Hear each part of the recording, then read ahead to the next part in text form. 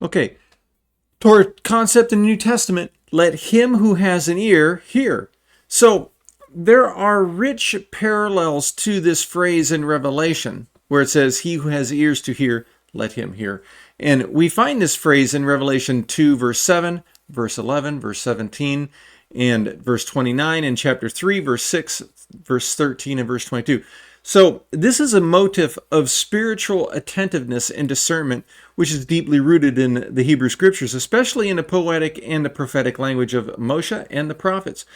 First example, Deuteronomy 32, verse 1, in Ha'azino poem, and Moshe gave, it says, give ear, O heavens, and I will speak, and the earth hear the words of my mouth. Okay, so this poetic invocation mirrors the call to spiritual attentiveness. Moshe is calling upon heaven and earth as witnesses to hear divine instruction, paralleling Revelation's call to the churches to heed the Spirit, the voice of the Spirit of God, right? And in the second example, Exodus chapter 19, verse 5, covenant listening. It says, now therefore, if you will indeed obey my voice and keep my covenant, etc.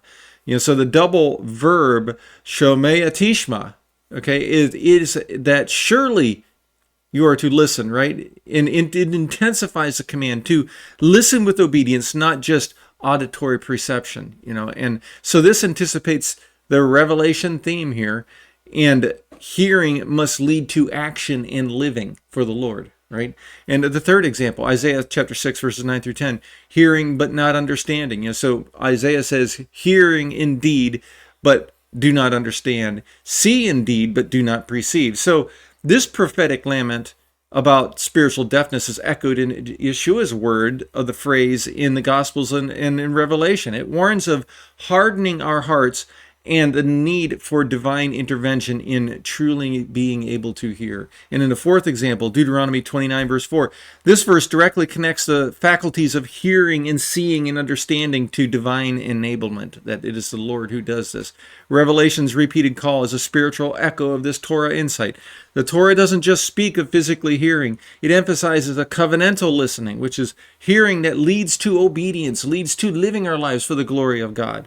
And it leads to transformation and alignment with God's will, so forth. So again, this is how Revelation is, the phrase in Revelation is a call to Torah obedience. This is how the New Testament taught Torah.